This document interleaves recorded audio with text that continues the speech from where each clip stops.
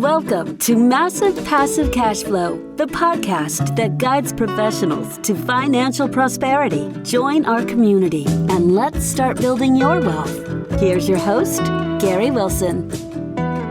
Welcome back to the Massive Passive Cash Flow podcast. I'm Gary Wilson, your host, and I'm glad to have you back. If you wouldn't mind doing so, if you haven't already done so, please subscribe to the podcast on any of your favorite channels. There's 30 different channels, including the Biggie, Apple, and whatever it is. If you could do that, that'd be awesome. It helps a lot. And while you're online, go visit globalinvestoragent.com. This is where you can find not your typical agent. These are agents trained to work with you and I, the investors.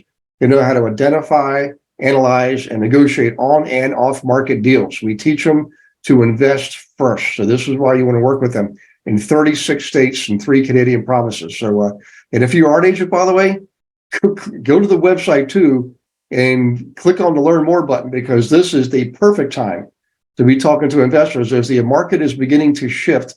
This is when you make this part of your business model. And by the way, invest yourself while you're at it.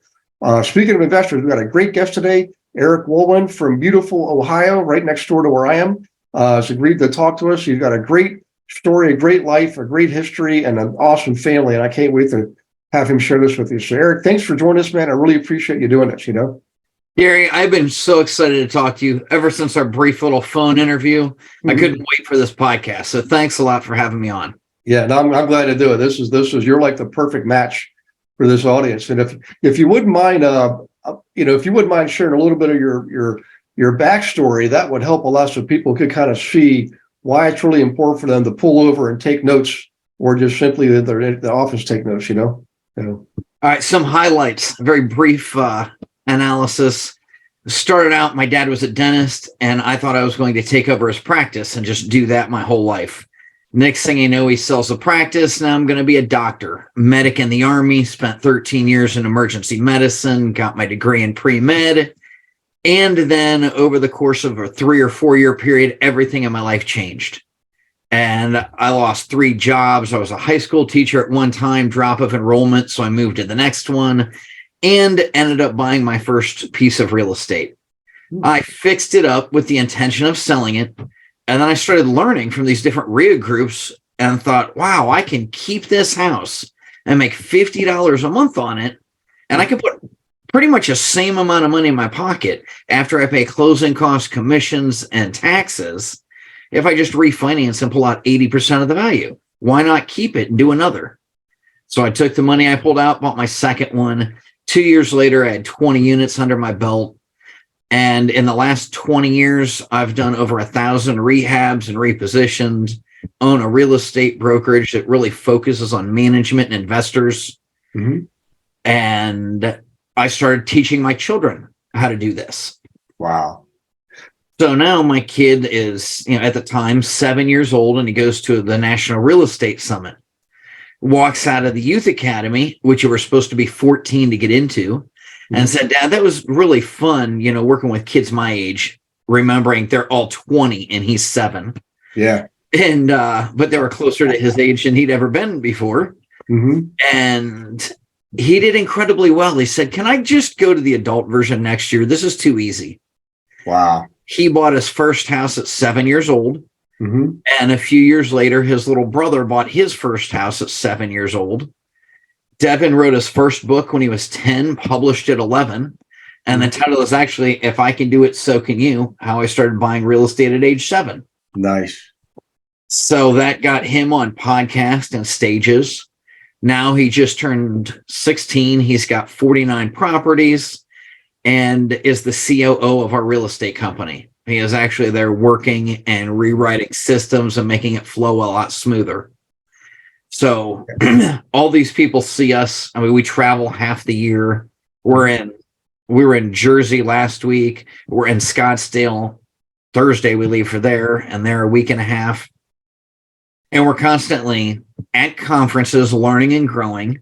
We are speaking at a lot of these. We're on podcast a couple of times a week. We have 4 best-selling books out about how we raised our kids. 2 of them, written by the children, are fiction stories about how to get your kids interested. So you're big into investing, and I want to take over the conversation. Do you know any of your friends that are investors that build this empire. And I mean, I think real estate is awesome. You get all these tax benefits, all this passive income. I can travel all the time. And then their kids don't want anything to do with it. And you watch them dismantle. Well, after I bought out 4, 5, 6 different investors and said, you have kids my age, why aren't you selling it to them? And most of them have some variation of, well, my kids don't want anything to do with my real estate. Yeah. And so that is why we wrote our books and why we speak so much, teaching people how we made it fun and got our kids interested at a very young age. Yeah. Because I just didn't want to watch them tear apart this empire that I had built before I died. And I don't care if they run it. And maybe it'll be the CEO of the company. Maybe they'll hire a CEO. I don't care. I just would rather not see all the hundreds of properties we have sold off when I'm 80 years old. Hopefully I make it that long. Yeah. Well, that's amazing. Probably the highlight of that whole discussion was your 2 sons. And so the eldest son, is that Devin? Is he the 16-year-old? Devin just turned 16. Yeah. 49 properties, right? That is correct. Yep. And he was that the book he wrote? If I can do it, so can you. Is that the title? Devin wrote, he wrote the If I Can Do It, So Can You in the Garage. In the Garage. Which is the first in the kids series of fiction. Yeah. To get other kids, because they really want to help. They have, all right, I guess we're promoting Devin today. They have a MIT group they call Millionaires in Training. Cool. And Devin became a millionaire when he was 15. I have never given him $1. He works for the same amount as every other hourly employee in the office. Okay. That's the only money he makes from us. Yeah. And he worked for my construction company, reconciling accounts from the time he was very little, and just learned how to do this. He gets his own loans from private money lenders, obviously not from banks. He's a minor. Yeah. And yet buys these real estate deals. He evaluates them, does them. The only thing we do is somebody drives him there because he's not old enough to drive yet. That's almost comical, you know? Right. So, I mean, he was on stage with Kiyosaki and McElroy and all these big names at Limitless last year. Right. And one of the guys on the panel says, "Did you hear that? Of course he hires a manager because he can't drive. You should all learn from that." But so they started that. And then they said, well, I really want to help the next generation. Right. So books are written for, maybe 8 to 25-year-olds. And there's a lot of 20-something-year-olds in his MIT group, which he has on Discord every Monday. It's free if anybody is interested. Of course, the adults can come and check it out to make sure it's good for their kids. But really, it's mainly a bunch of older teenagers and 20-year-olds that log in. And the link's that on my website, clearskytrainer.com. Yeah. Yeah. We know what's really interesting.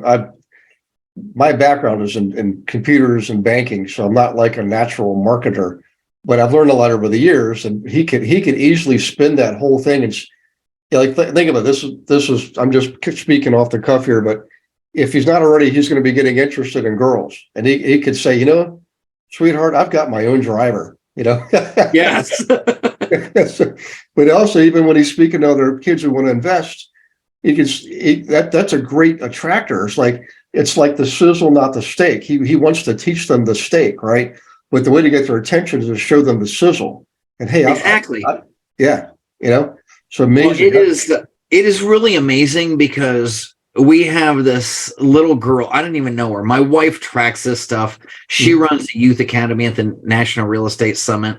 And actually both kids are instructors there. It's just the 3 of them. But I really like to help veterans. I'm a veteran. So I'm out working with another guy who's publishing a book, and we're helping veterans and amputees and all this stuff. And my wife and the kids, they love to help other young adults. But children are the future. And so everything we can do to help them grow. And like you said, it's the sizzle. You have to get them interested. They're not going to be impressed by saying, oh, you can earn money when you sleep, until they get that first job working at McDonald's. And then they're going to say, ooh, Yeah, tell me more about that so I don't have to clean out the grease Right. traps again.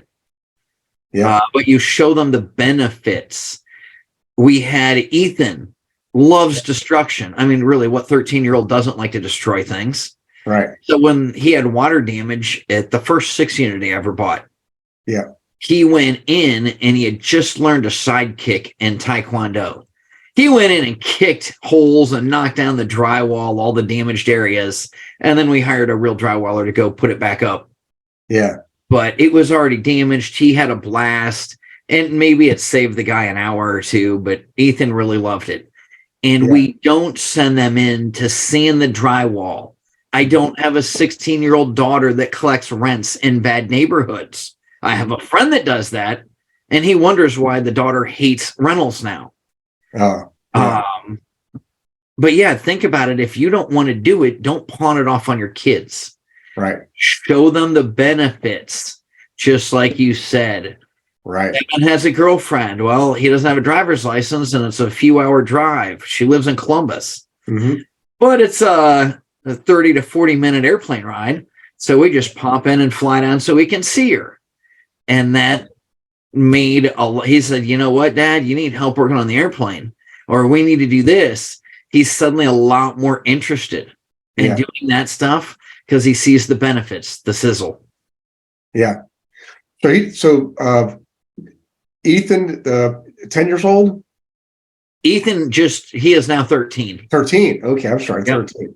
All right. And how many units has he got so far? He's in the 30s. He might be at 39. I don't actually track them that closely. Not like mine. Okay. And he's also written a book? He has. His is the Treehouse. The Treehouse, yeah.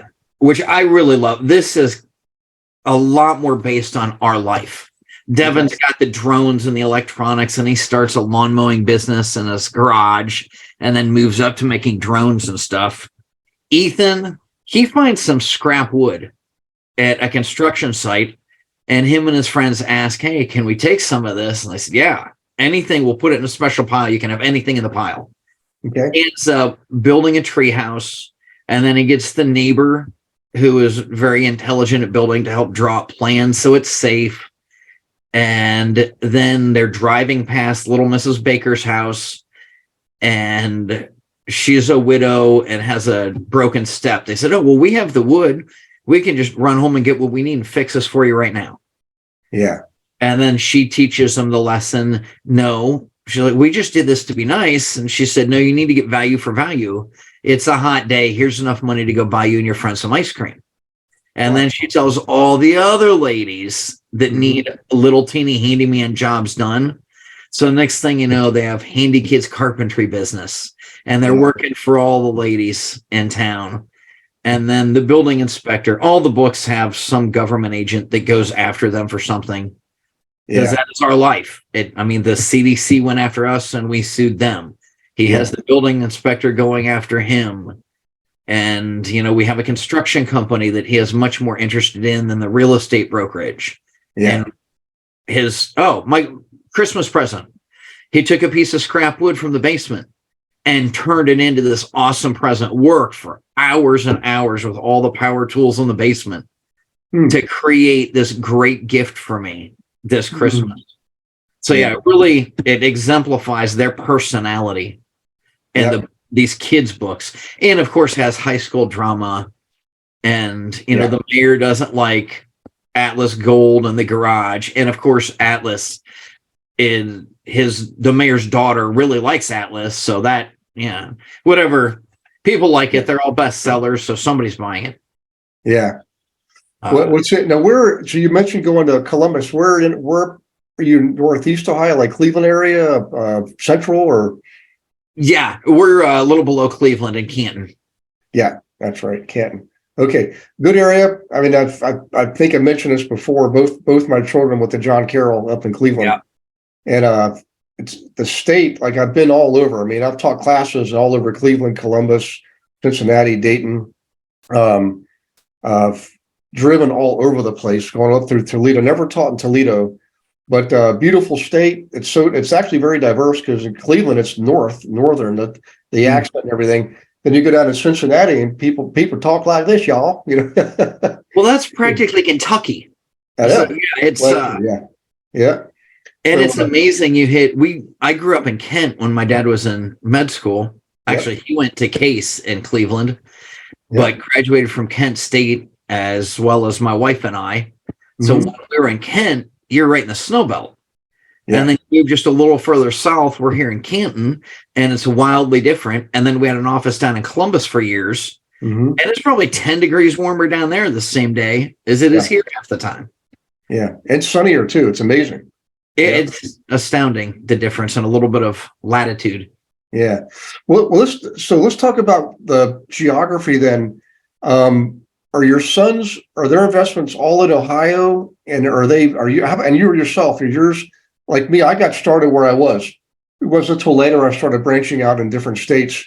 It was just a comfort thing. Not really a confidence thing. It was just easy. But tell me a little bit about that, because I want people to understand you're not successful just because you're in Ohio. I mean, I've taught people from all 50 states and half the Canadian provinces, and you can make money anywhere when you put your. You really can. Really, all of our rentals, we have hundreds, and they are all within 40 minutes of my management company's office.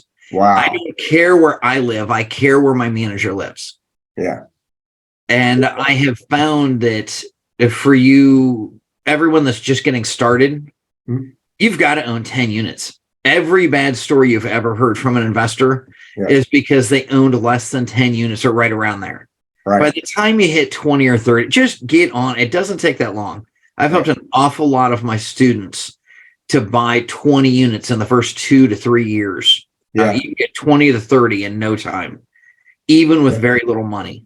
And once you get there, they support themselves. They pay off the mortgage, and you're not going to have to put money in. Whereas if you own 5 houses or a duplex and a couple of houses, every now and then there will be a bad move out, and you will pay for the opportunity of owning that business. Exactly. So yes, buy fast and keep them close together wherever that is. Yeah. Focus on cash flow.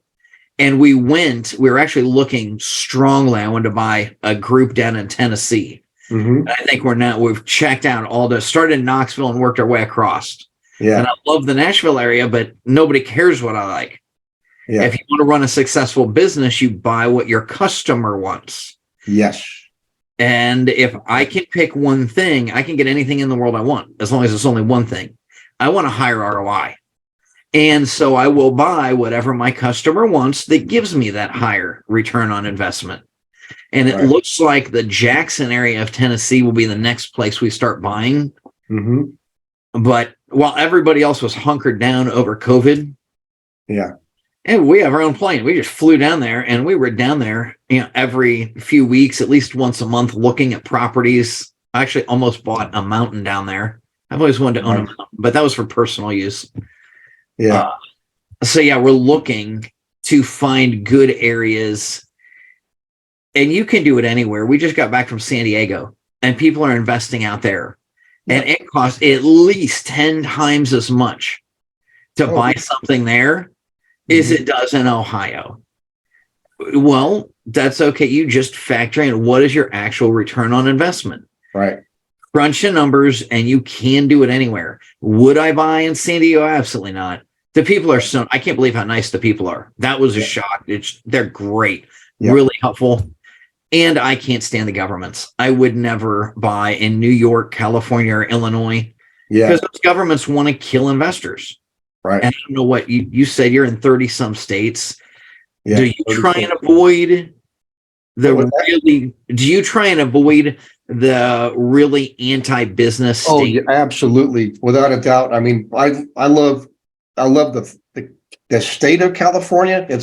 I love the outdoors. I got family and friends there, and I know I'm probably going to make enemies saying this because I have a cousin and she's adamant. She just can't stand when I talk like this, but that governor and that administration, that state, the politics are so anti-business. I mean, it's ridiculous. Right.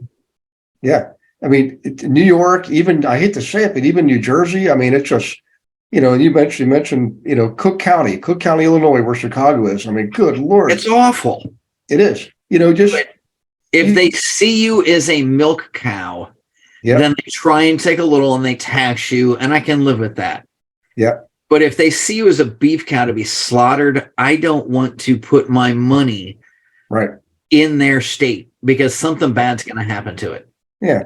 Well, just look at the states, look at their cities. I mean, it's the news speaks for itself. I know. Please forgive me if I'm offending anybody here, but I'm just a factual person. I look at the facts, and San Francisco, was always a place I always looked forward to going to, riding around on a bike and seeing the sights and eating at great restaurants. And last time I was there, I couldn't believe what I saw. I'm hearing about this, like, there's no way it's true. They've ruined it. I mean, so in any case, the taxes, back to the taxes.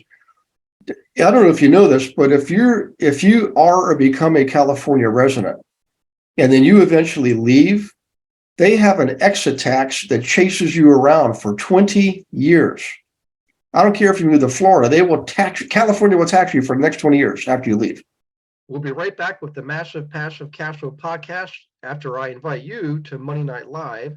Every Monday night, 7 p.m. Eastern, I teach a class without fail for you on subjects ranging from flipping to buying rentals, managing rentals, wholesaling, commercial, creative purchasing techniques, analyzing properties, identifying properties, hundreds and hundreds and hundreds of subjects.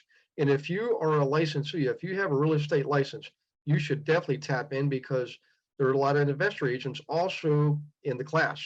Many of them are on the global investor agent team. So you can learn from them as well as from me how to actually work with investors correctly and profitably. All right, we'll see you Monday night. The link is in the show notes. Go ahead and register. We'll get right to the Massive Passive Cash Flow podcast. 20 years. Whoa. Yes. I just learned that New Jersey has an exit tax. Yeah. And I don't know exactly that, but I think it's a one-time pay me to get out. Yeah. Well, and I'm telling you, if you want to kill something, then tax it more. If you want to propagate something, subsidize it. Right. And as long as you're giving free money away, you're going to get more of what you're subsidizing. Yeah. And then you have to tax as everybody's leaving. Yeah. And it's such an awesome, geographically, it's a great state. The people there, I don't understand why they keep voting the way they do. Yeah. But I know so many people from the West Coast that they even make jokes. Oh yeah, I'm from the left coast. So yeah, I just stick around the Midwest. You can get such great deals in Indiana, Ohio, and Pennsylvania. Yeah. We have a lot of investors. We have investors from Germany. We have investors from all over the US. A lot of people from the West Coast that are buying properties here in Ohio that we manage. Yeah. Yeah. I love it. And by the way, the US government, going back 3 administrations ago now, we now have an exit tax at the federal level. If you pack up and leave, and I know of a guy he did a IPO, made $20 billion, and he was just totally taking it. I mean, in the shorts, big time. And he said he couldn't take it. He said, "Look, I'm just going to move to the Bahamas." And administration said, "Well, okay, fine. We're just imposed a new exit tax on you." Wow. The thing is that I'm going to just speak factually here, guys, in terms of business. I used to be a corporate employee. I was in banking for years, moved all up the ranks, reported right directly to the executive, the C-suite. And that's when I got out of it and retired because it was horrible. But, and then I got into private business and I built 7 businesses. And here's how this works, guys, for everybody, no matter what side of the political spectrum you're on. This is what you have to think about in terms of business. When I have employees, and I've had several hundred employees in the past, I not only have to pay the employee who goes out there and buys food and groceries and goes to restaurants and buys cars and builds houses and generates a lot of commerce and generates a lot of tax revenue. I also have to pay payroll tax on them. And I can guarantee you I've paid more than payroll tax in 1 year than most people pay tax in their entire lifetime. All right. So when somebody gets on the news and says irresponsibly, so and so doesn't pay personal income tax, like Elon Musk, for example, I'm like, that's because the IRS tax code enables him to do that because he spends so much money in taxes in his business, mainly payroll tax. We put a lot of kids to school. We pave a lot of roads, and I'm happy to do it. I'm proud to be an American, and I'm happy to pay my fair share. But fair share doesn't mean you tax me at a higher rate because I pay more. I'm already paying more on, if you had a flat rate and I make $1 million a year, I'm paying 10 times as much tax as the guy making $100,000 a year. I'm not going to pay doing that, And then, well, it is fantastic. That's one of the best three things about real estate. Yeah. Is having this incredible amount of depreciation benefits. Yes.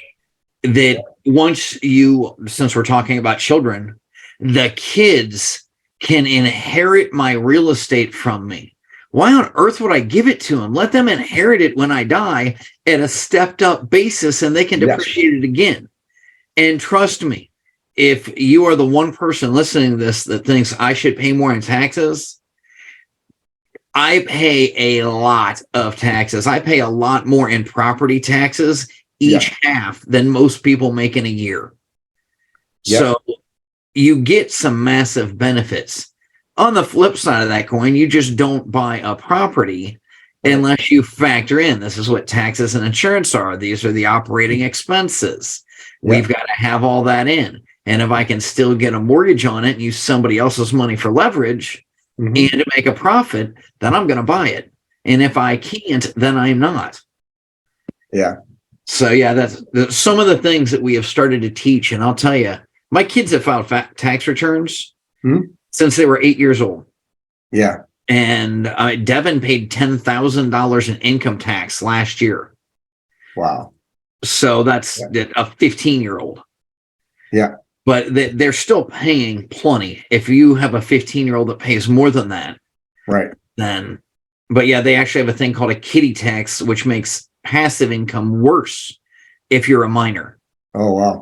I didn't know that until the kids got stuck with taxes the first time. Yeah. That's a nice surprise. But there's plenty of taxes, and whatever it is, you still need to do something. And you can either go out and get a job and hope and pray that your job doesn't quit on you, either through, maybe it's replaced by AI. It's not you getting fired. It is something totally out of your control that you need to think about, or you need to take and start looking for your own retirement. And I haven't found any better way in any market, and I would live through 2007, than to have cash flowing real estate. I didn't care if I was a millionaire or worth minus $100,000 in 2007, 8, and 9. All I cared about was people are finally paying rent. They can't buy a house, so I'm getting higher quality tenants. Yes. And my rents are going up. And I don't have commercial loans that might come back in and look at the value. Back then, I had a bunch of 1 to 4 families, up to about 15 units, I think was my biggest. Yeah. So I wasn't concerned with that. All I was concerned with was the cash flow. Yeah, that's the key. Cash flow is king, and I'm so glad you brought this up about the last recession. And people who are not in real estate, they have a hard time understanding what I'm telling them. I say, look, in the recession, most people suffered in most industries. I get it. And I was in banking. I was doing mergers and acquisitions up close to that point, anyways. But when fewer people are buying homes, that means more people are becoming tenants. And they're more budget conscious because they want to buy a home eventually. So they're good tenants. They pay good rents. And our business grew 6-fold in the first 3 years of the recession. 6-fold, just amazing. Oh yeah, my first huge year, 2010. Yeah, that's when I bought my first 50 unit. It was just wonderful. And at the time, I only owned maybe 70, 75. Yeah. So I almost doubled in one purchase. Yeah. We bought a 90 unit in 2008. Of course, that was right when the recession was going down and really kicking people in the butt. And we raised rents across the board in the first year on an average of $100 per unit, across all those units.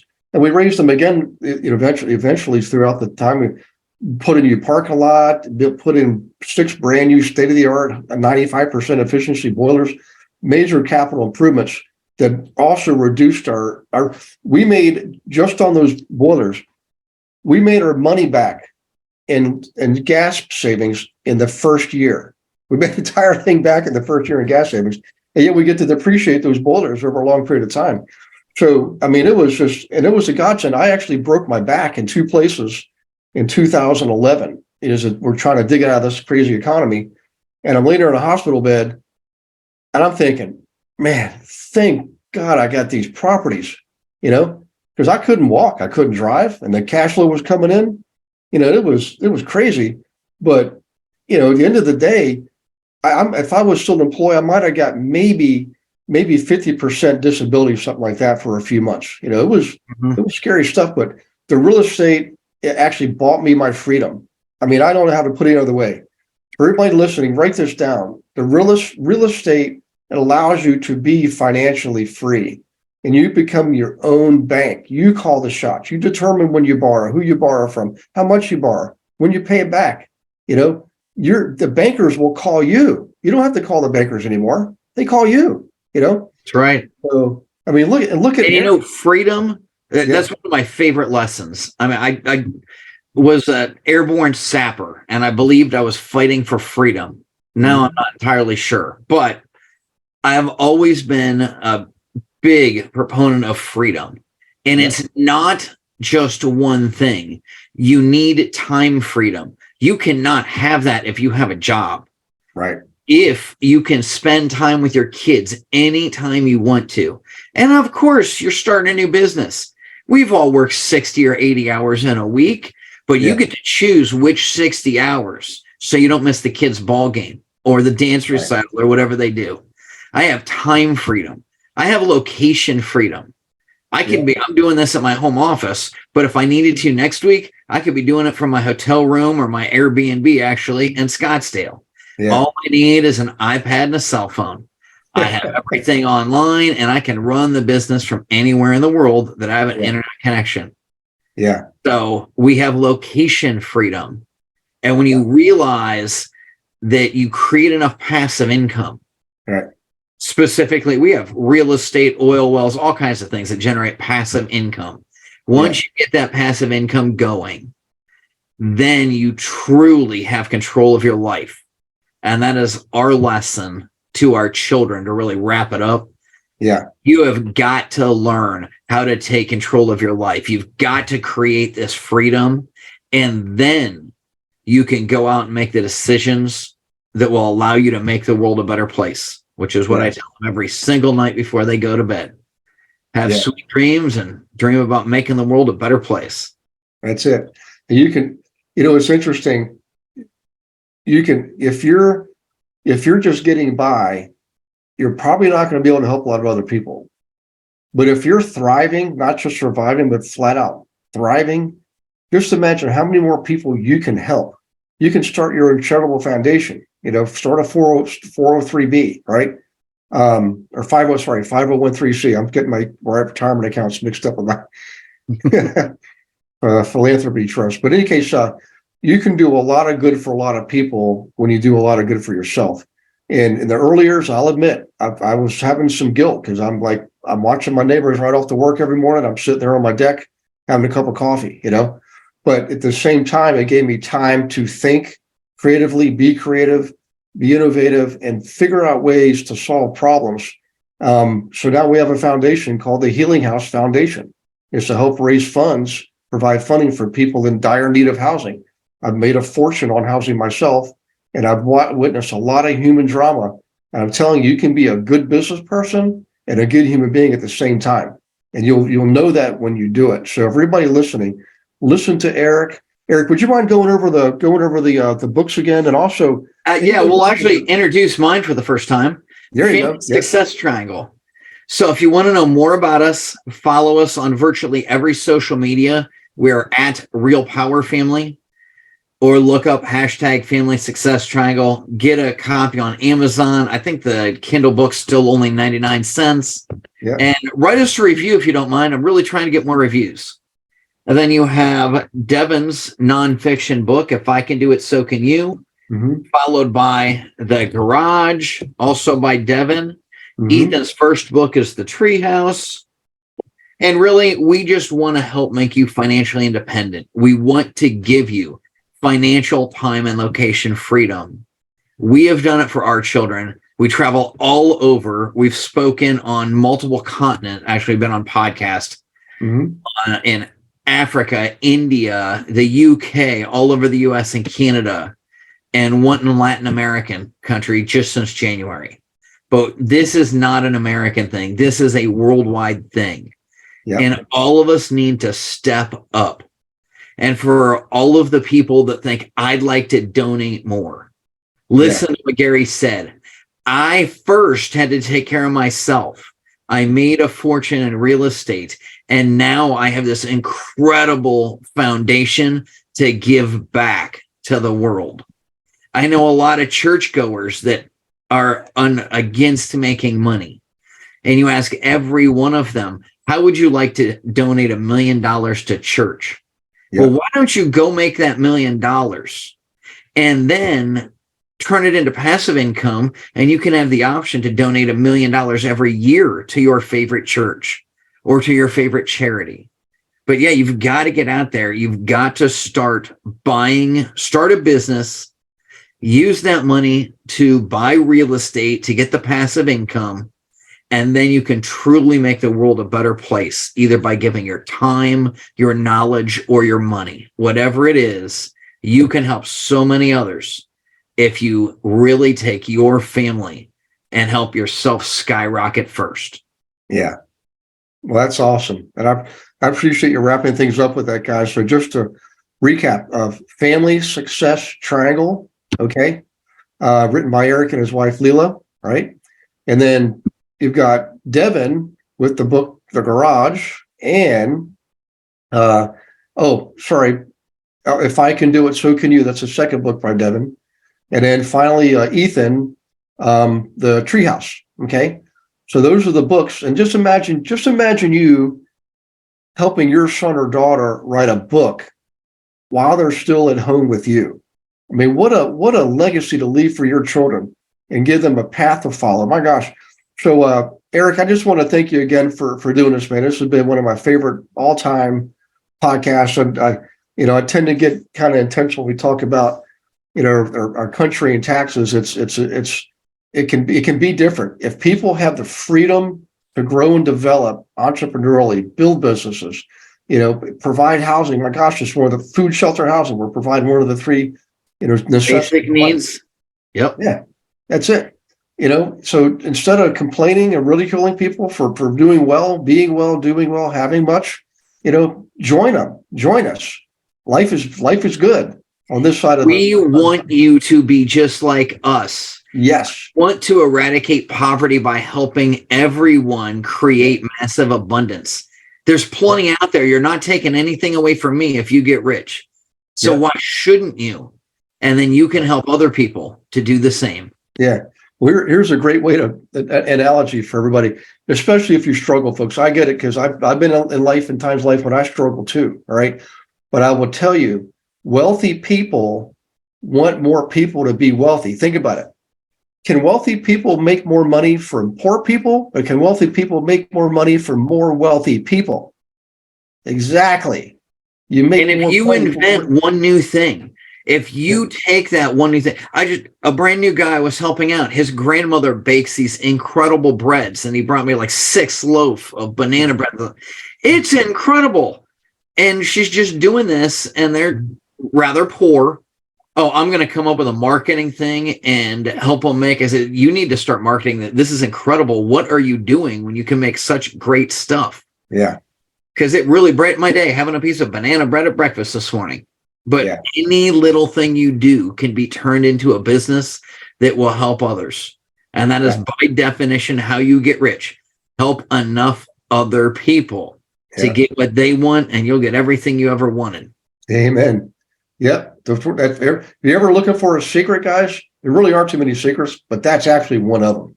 You know, I mean, that's my story. Help is my mission in life. I have a card that I carry. My life's purpose, life's mission is to improve the life of every person I meet. I don't put a number on it because to me, I live it every day as long as God gives me a day to live. So help other people, serve other people. If you want to be a real estate investor, help other people become real estate investors. And you yourself will be able to become a real estate investor. In fact, that's why we have the Global Investor Agent Team. All these agents we train, guys, they're trained to invest first so they can do a better job of serving you. So in any case, we could go on, but if for those of you listening, if you wouldn't mind, I hope you got a kick out of this one like I did. Please leave a review. Go to Apple, leave a review there, and look for the podcast with Eric Wohlwend on it. It's WOHLWEND. Okay. Leave a review.